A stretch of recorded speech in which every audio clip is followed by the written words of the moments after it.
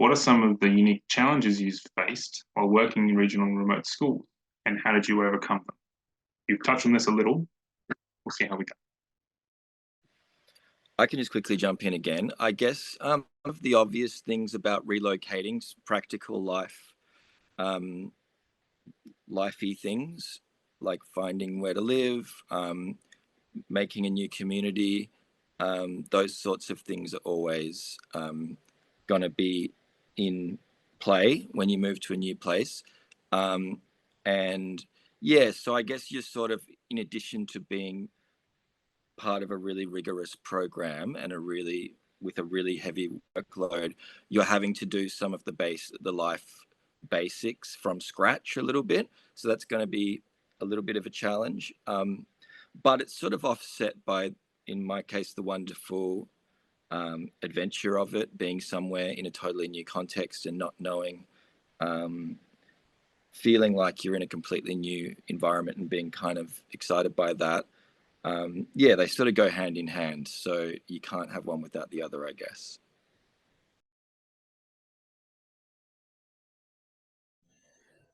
I agree, Miles. It's definitely a challenge to move, especially I guess in a lot of cases we move to the other side of the country to do this program, and you definitely miss your family and your friends and your regular routines.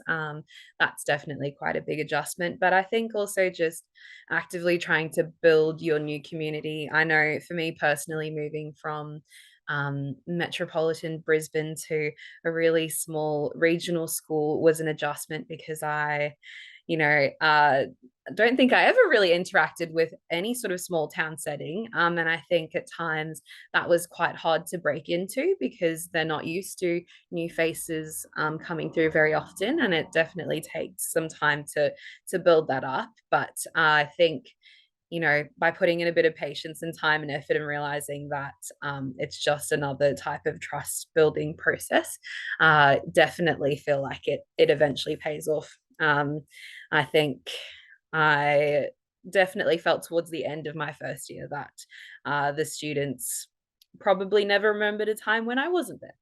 And when I first started, it was very much felt like I was breaking into a bit of an in group. I think that took me a bit by surprise, but you wear them down and they realize that, you just want to be there to support them and they support you at times too.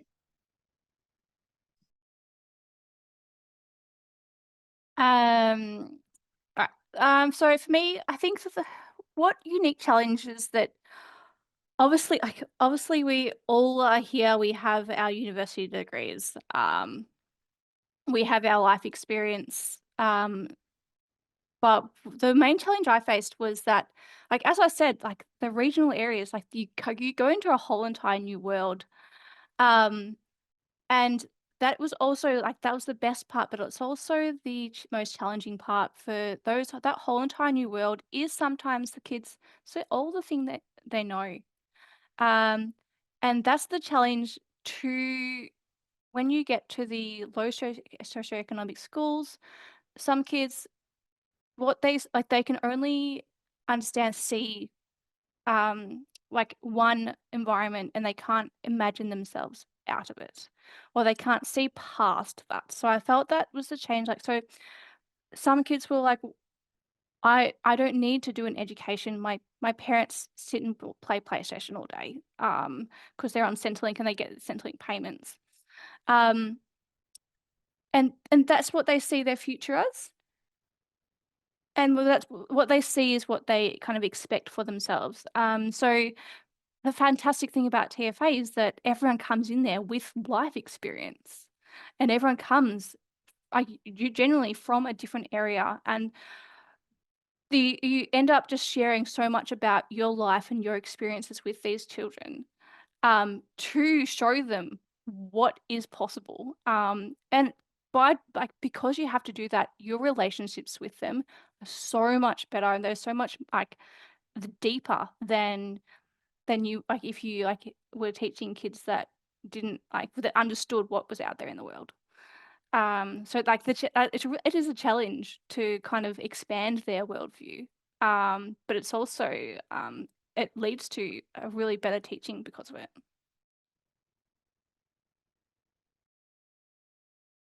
agree with that, Jill. Sometimes your job is to lift students' eyes to what they can do. I might just share something that happened with me. One of the students I had was dyslexic, and they were always down on themselves because they couldn't read, or they found it really difficult to, and they didn't see themselves doing much after school. But another teacher found this out and talked to them. They had a little bit more experience in teaching than I did, and they just went to them, look, you don't need to be able to read. You're great at numbers. If you want to be a builder, hire someone to do the reading. You can do the numbers, you can do the books. And just breaking that mindset, suddenly that student went, oh, maybe I can do this. Because you could give them numbers and they could do calculations in the thousands, very accurate. But they didn't think that they were very good until one teacher said, think differently. Something that might tie in is one of the questions from the chat. I think all of us would have something to say here. I'll see what you guys think. This is from the question and answer function. What would be your best tips for managing both study commitments and work and anything else in life while doing the LDP? This is not an easy thing to do by any means, but let's hear your best tips, guys. I think I was an organizational queen. Everything was planned out. So for some cohorts, it's easier than others, according to the timelines of when assignments are due and school holidays. Sometimes it lines up, sometimes it doesn't.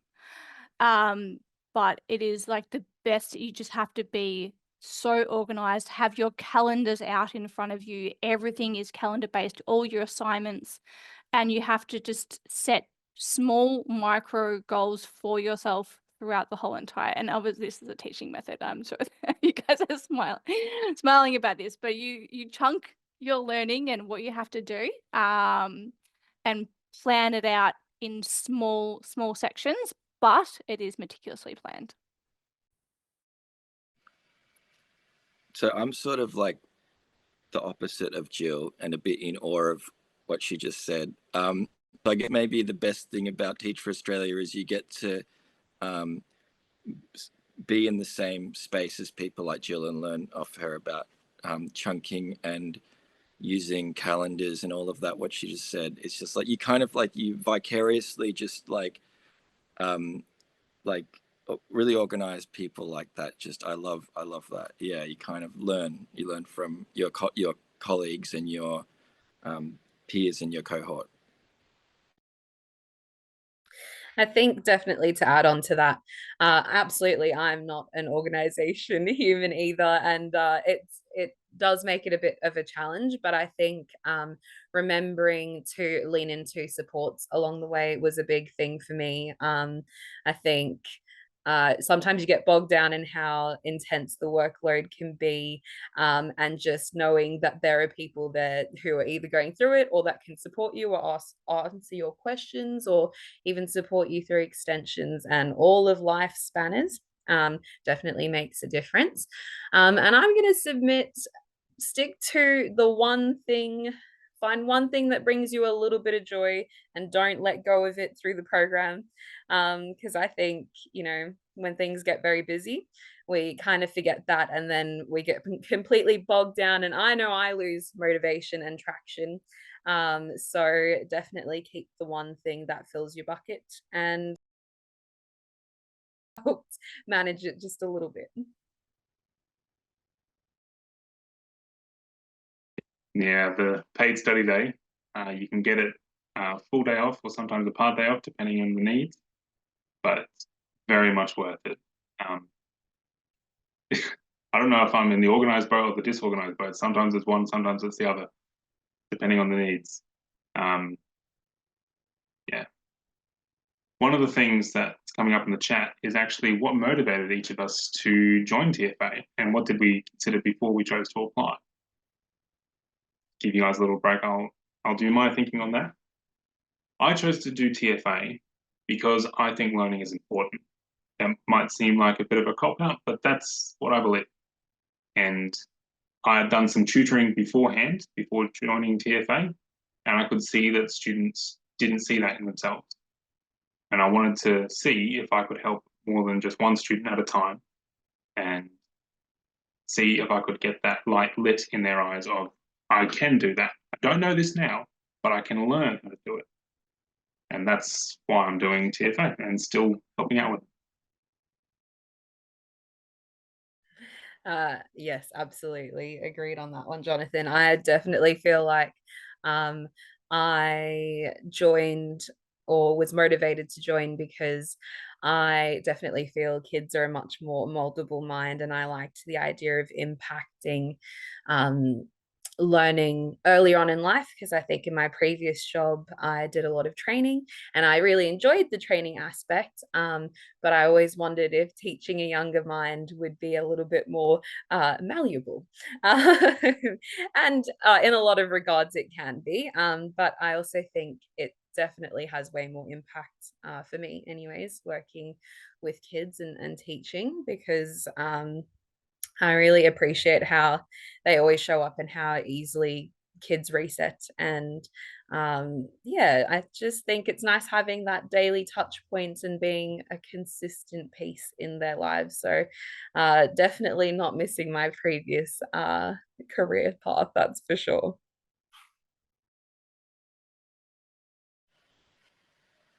Yeah, I think that that's a great point. It's a very human job, and it's very relational, and every day is you're negotiating your relationship with a class full of young people, and we've all been young people, so we kind of all know what that's like. We can remember that. We can remember how hard it can be.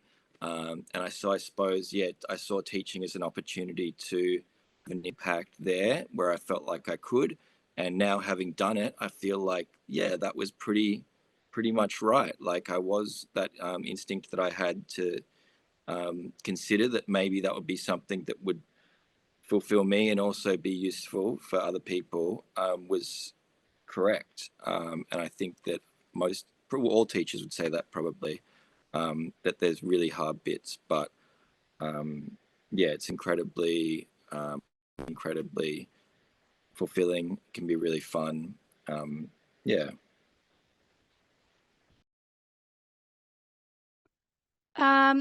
For me, similar to the others, really. So I was working in a lab at Monash Uni in Clayton, and I was just always got so excited when the honours students came in, and I was able to teach them how to use the pipettes and things like that. And I realised that I'm actually quite enjoying the teaching aspect of like when the students came in. That led me to look at teaching courses, and Teach for Australia stood out. Obviously you get to get really, like, I had a friend that had just done the program and she highly recommended it. And I found out, I love teaching and I'm living my best biology environmental science life. I get to teach what I'm passionate about and what I love every single day. I'm a science nerd and I can be myself, and you get to teach what you're most passionate about to people that just sink it in. So yeah, what let me do is, like, I liked teaching, and Teach for Australia was like a perfect option because you learn and you didn't have to go back to uni as well at the same time. And yeah, it's a pretty cool program, and why you're considering it, yeah, if you're passionate about a subject, like getting to imprint that on someone else, it's pretty fun.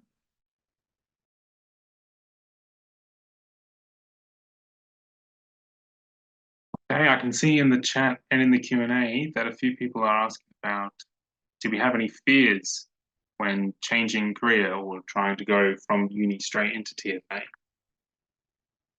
I think that's just being asked in Yes. the chat. Sorry, Miles, was that I you? was just going to say yes is the answer. Yes. Okay, over to you. Yeah, no, yeah, for sure. it's sort of like, yeah, I remember it being a really daunting time when you first start, and there's like 2 weeks of an incredibly steep learning curve, like almost like a vertical learning curve. And then after that 2 weeks, it's just kind of, I don't know, that thing, it's just your life all of a sudden. And that's that. And it kind of like plateaus a little bit. And I think, I don't know what Aaron and Jill or Jonathan, what you would say, but I feel like that's kind of, with give or take, that's kind of the timeline, is that it's quite a lot to adjust to at first, but then you do find your feet. And yeah, it was scary, but there's something really enlivening, or there's something that you can't replicate through study. And so for me, I felt like there was no point in spending a long time studying for something that I didn't know quite what it would be like. You kind of, it's just, you can't, yeah, it's experiential. You can't describe it in words. So you kind of just do need to eventually just do it. So why not do it at the start rather than the end? I might jump in here then.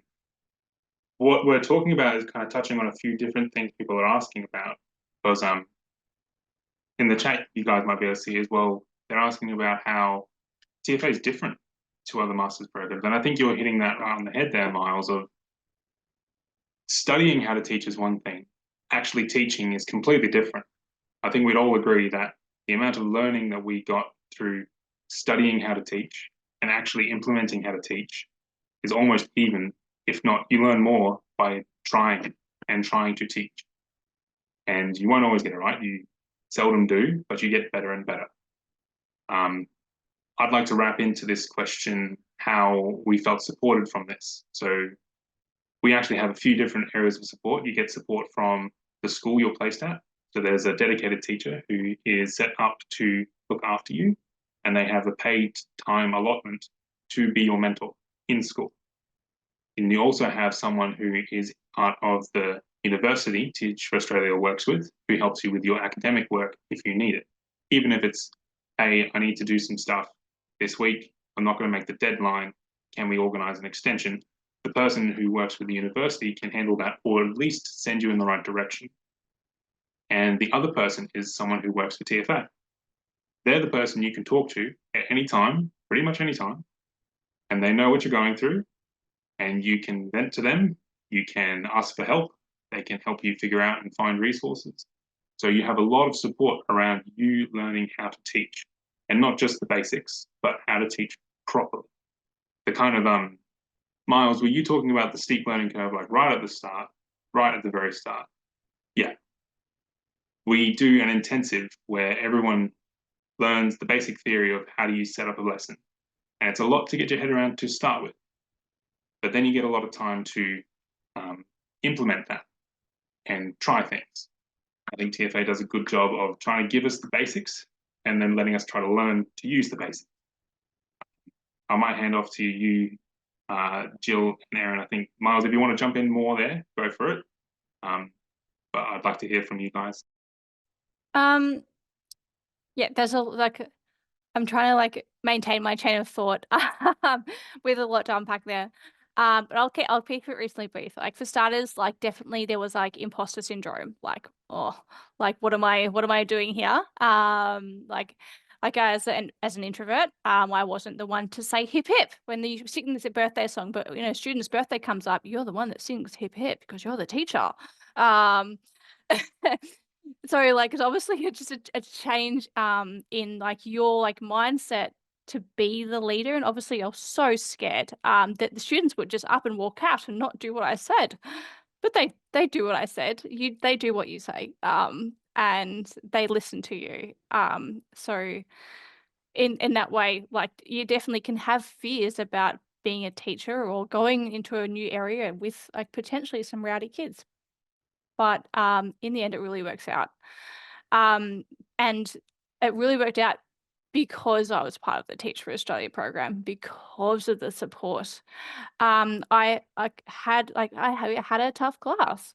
So the Teach for Australia mentor came into that class, sat at the back, and specifically trained me to meet that class's needs then and there. I was able to address the rowdy student, and they're like, we talked about why their behavior was, what was my reaction, and what I would do specifically the next time. And then they came back to that class and saw my improvements and then kept on going and specifically trained me to the need that I needed right then and there. And you don't get that with the other programs. They're just kind of generalist teaching. But Teach for Australia, they guide you to the needs of the, like, they're trained for the needs of the types of schools that you're placed in. And so the Teach for Australia combined with my school mentor, they covered my teaching load between them for the classes that they were in. So every class I had occasionally, not every single class, obviously, but someone to come in to directly support me with my teaching. Because you know your content, you go in there. I know my environmental science, I know my humanities, I know my science, but then how to approach that, how to teach that, how to get the students alongside. The direct teaching with Teach for Australia made an absolute massive difference, and it continues to make like myself as a competent teacher today. I definitely would echo what everyone has said. And I guess just to wrap it up, I feel personally that you really learn better when you've got theory and prac side by side. And I know I've never enjoyed just studying.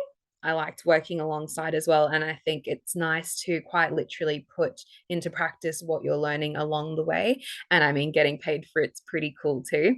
But I also feel like we had so many different communities of support. It wasn't just with the university academic support, it wasn't just a Teach for Australia mentor.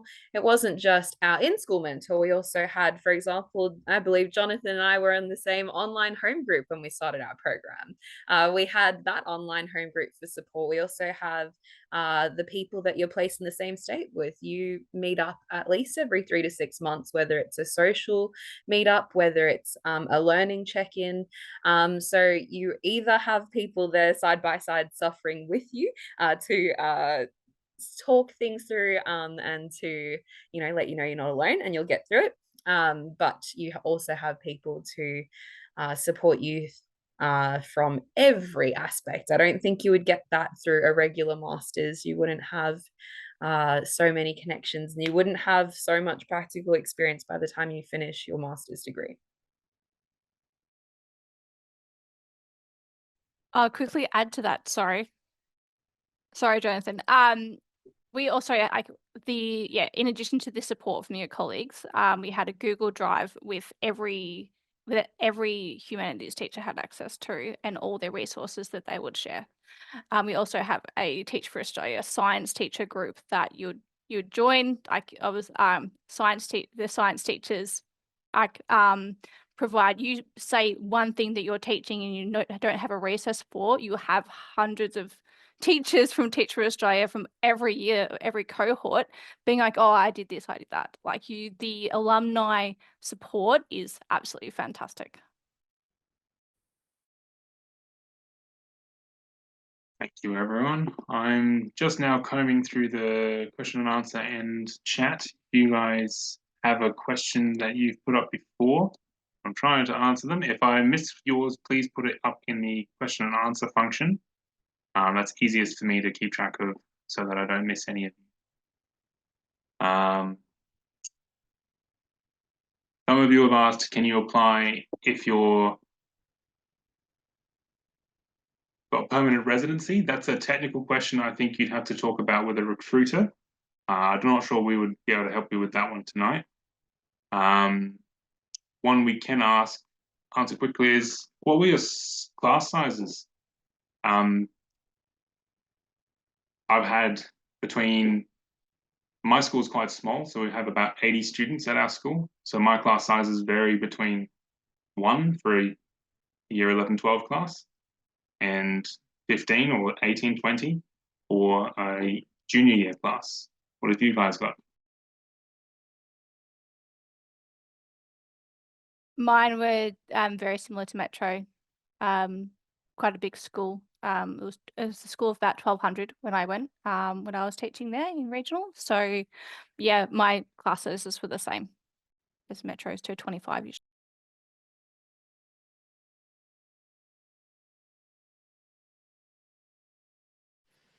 Yeah, to my understanding, I don't think there's a huge distinction there between metro and regional. Might just be my school then. I know we're really small, 80 students, not many. Let's have a look at these questions.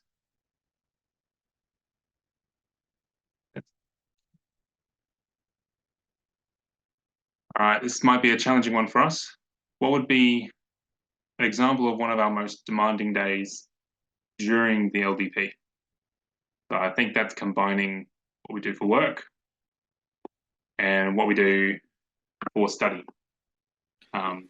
Demanding day and how we. Yeah, it shouldn't be any secret that it's an incredibly rigorous program. It's incredibly difficult to juggle so many different priorities and to keep track of so many different demands on you from actually completely different institutions, because Teach for Australia and your placement school are not really connected in any official capacity. So you've got three, I suppose, main points of contact or main institutions who you're like dealing with at any given time. You've got Teach for Australia, the organisation itself. You've got your placement school, and you've also got the university that you're doing, which you're doing the academic work. You're doing the master's program, and they're all more or less, they talk to each other in little ways here and there, but they're more or less three separate streams that it's your responsibility to juggle and negotiate, make your way through. And so at any given time, all three of there can be like a confluence of demands on you that come from all three at once. You've got an assignment due on Sunday. You've got a huge commitment from your classes at your school, which are completely different to your university commitments. You might be writing a university, you might be writing an essay on lesson planning for year 12 English, but you're also marking 100 year 7 humanities papers at the same time, and there's no correlation between those two things. There's no crossover. You just have to do both of these completely discrete tasks on the same night, because that's life. So yeah, it's really hard, and that happens kind of because I was kind of emphasizing that they're three separate institutions. There's no kind of rhyme or reason to how your workload will and flow in that way. It'll seem like a lot at some times and slightly less at others. But yeah, it's incredibly difficult workload to juggle. I agree. I think that was really well put, Miles. Honestly, I feel like if you want an exact picture for what a very intense week might look like, you might have your GTPA due, which is one of the biggest assignments you'll do in your degree. And at the same time, you've got parent teacher night in that week, and reports are coming up, and you've also got to do a moderation day where you make sure that your marking's up to scratch, and they all tend to confound at the same time. So I guess it definitely can be a challenge to balance school requirements with university requirements, because it's a lot of computer work, it's a lot of paperwork, And I think it can be hard to balance, I guess, what's paying you and what you're working towards to continue to get paid at times, because you definitely also have your students at mind as well, and it can be hard to sometimes prioritize an assignment deadline when you're trying to deal with student quality of life or livelihood or whatever it is. So yes, some of the weeks can be very intense, and as Miles said, sometimes slightly less. I really appreciated that, because it will never not be a challenge throughout the few years. It is intense. Can I No. quickly respond to that as well? Yeah, I love how you mentioned the fact that students are like right in front of you, so they're always going to be your first priority because they're kind of not abstract. It's hard to describe when you're teaching. It's like very much not, they're a known quantity. They're humans with learning needs and who are making great demands on you day in, day out. And your university work is incredibly abstract. So it can be really hard to, say, to know how to juggle those two. I think you two have just really nailed it. All I'll say is that, look, I have kids now. And for those of you that are older in the chat, saying, like, asking if like you're considering a career change, there were definitely people in my cohort, and like in every cohort, that are career changes, age 50 plus with kids. And obviously kids add another layer to a busy week, because you can't just lock yourself in a room and do your study and do your marking. Having said that, like, it does get busy, but there are people that manage it every single year. And obviously it's just about managing commitments and prioritizing, and you can get extensions on your university work, and your year 7 humanities assignments might be a week later than you promised them at the beginning, and that's fine too. I think just jumping on that quickly, Jill, about being a parent. There were definitely parents in my cohort as well. And somebody in the chat mentioned about being from overseas and having English as a second language. And there were definitely people in my cohort who were in that position as well. And they were, totally able to do the program as people, who were multilingual or from overseas.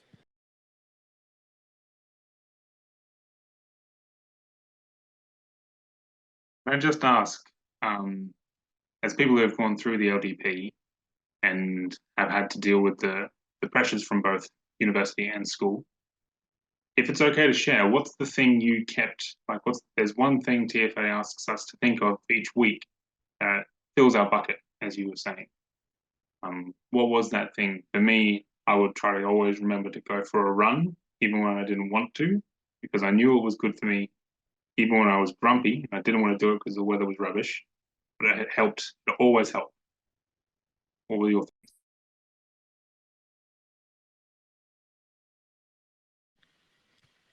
Just like yummy snacks, delicious food, going for runs as well for me, and also maintaining friendships and relationships through WhatsApp groups or WhatsApp chats with friends from the before time was also really good.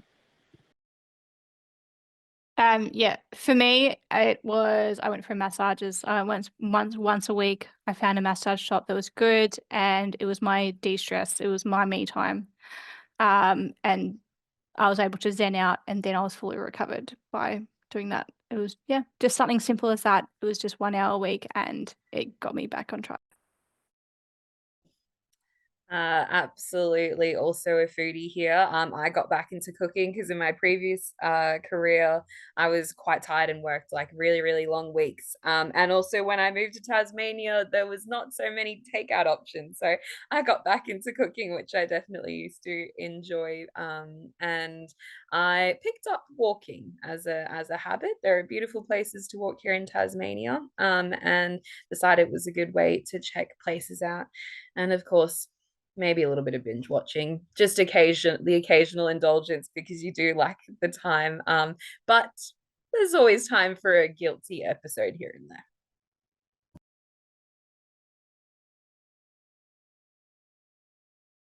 Thank you, everyone, again. Thank you, Erin, for answering some of those questions in the chat.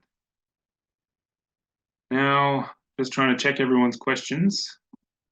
I think we have a few left. We've talked about work-life balance and how to manage that. And yes, we had a few people in our year, I believe, Erin, who were 50 or over, and some of them were the best teachers I think I've met. That life experience really pays dividends when you can talk to students and they're worried about something, and you can say, nah, you don't need to worry about that, and you give a believable example. That's so much easier when you have the life experience to back it up. And they can tell, students can tell when you're trying to make an answer and make a stand, but you haven't quite got the life experience to back that one up. A tricky one for us to think about. What are some personal attributes that we think make us good teachers? I think this is coming from what attributes do you need to have to do well in the program or be a good teacher? What do we think?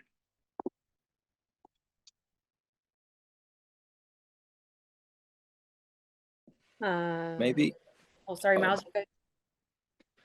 Well, I'm not thinking about. I'm trying to think of what I admire in other teachers, I suppose, and colleagues, because you get to see your peers in your cohort, but also more experienced teachers quite up close, and so you get to observe their practice, and you get to really think and turn these questions over in your head quite a lot during the program, which is great. What does a great teacher look like? And so you get to see a lot of different examples of good and bad. I guess I would say like being a good listener, and people I admire teachers who I think listen to needs with a really with a bring. I suppose getting back to the life experience thing, Jonathan. I suppose seeing teachers bring their life experience and their ability to listen and do deep listening and good and really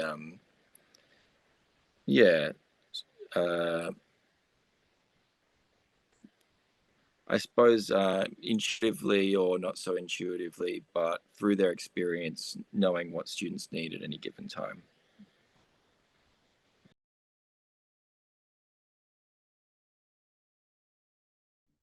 I definitely feel like resilience is key. You definitely have to be resilient and flexible and adaptable because it is a big demand, and life will happen regardless of what you're studying and where you're working, and you'll have to ebb and flow with that.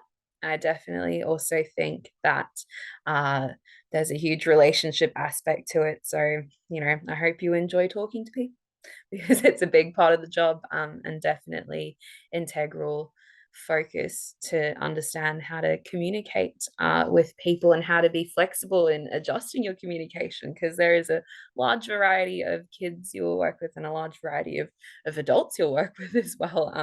And relationships I've found have been the biggest impact.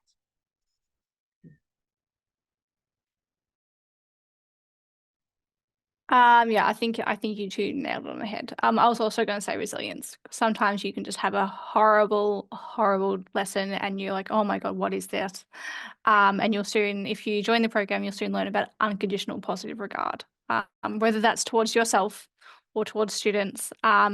Going back into the same classroom the next day after a horror a horror day, or just a tough lesson where the students just didn't get something, and you try to explain it and they still didn't get it, and you're like, oh, you like, sometimes you can feel hard on yourself as a starting teacher. Every teacher does this, but the best teachers do have the resilience and the maintaining that positive regard towards yourself and towards the students at all times. That's probably the best trait that you can have towards becoming that best teacher. Definitely being able to brush things off your back is huge.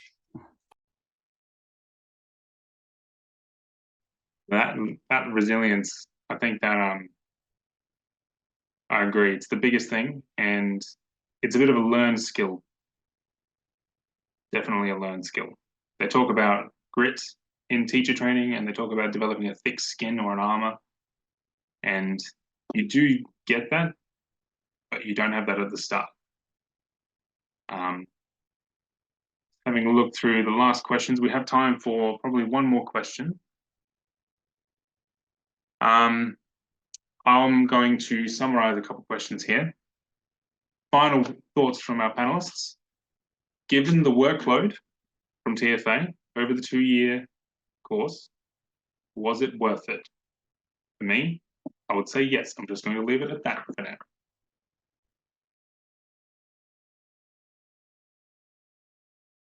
All right, I'll go first. Yes. Obviously, we're all here today. Like, we've been through the program. I cannot recommend it highly enough. I'm not at my partner school at my TFA school anymore.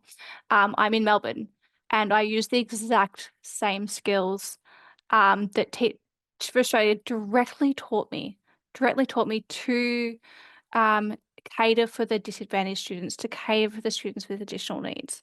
You're going to encounter them wherever you are as a teacher, and teaching is a profession you can do anywhere. But teaching the disengaged kids, the kids with special abilities, like special needs, disengagement, Teach for Australia really nails it on the head and gives you direct training for it.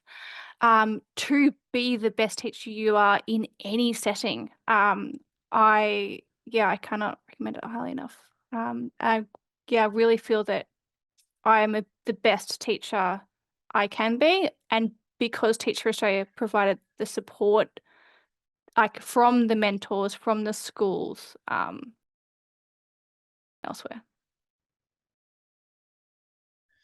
I definitely have to second that. When I was trying to think of my answer, then I was also thinking that it is absolutely worth it. And I think what definitely sets it apart is I feel I've been given a lens to view education and learning from the hopes that it will one day be equitable, but to also be given the tools to address and to create more equitability. I don't feel you would get that from the regular master's program. I think, we definitely will talk about how to differentiate, but I don't think you touch on the bigger issues. And I've always loved that Teach for Australia is kind of pushing the idea that we want equity, but we also want humans in the world who have resilience and life skills to get through, because it can definitely be a challenge. And I don't know that I would have had that perspective if I went through the regular way. Yeah, I suppose would second that. I suppose you guys would know as well that teacher retention rates are really low. I think it's important to acknowledge that generally. Teachers do burn out. I don't know the exact statistic, but there's some kind of study around the 5-year mark. There's a lot of teacher retention drops off then, and that's obviously going to be reflected in the program as well. It's going to be reflective of a broader education system and a broader context for all of this stuff. So it's important to acknowledge that. But having said that, I would agree with all three of our panelists. I'm here as well, so of course it's worth the work that you put in. And there is a really positive story as well as that negative story we hear about burnout and teacher dropout and all of that kind of thing. There's so many teachers that do stick around for very good reasons as well. All right. Thank you all for answering those questions, some difficult and personal ones, but thank you for your open and honest answers. Thank you for all your questions. I'm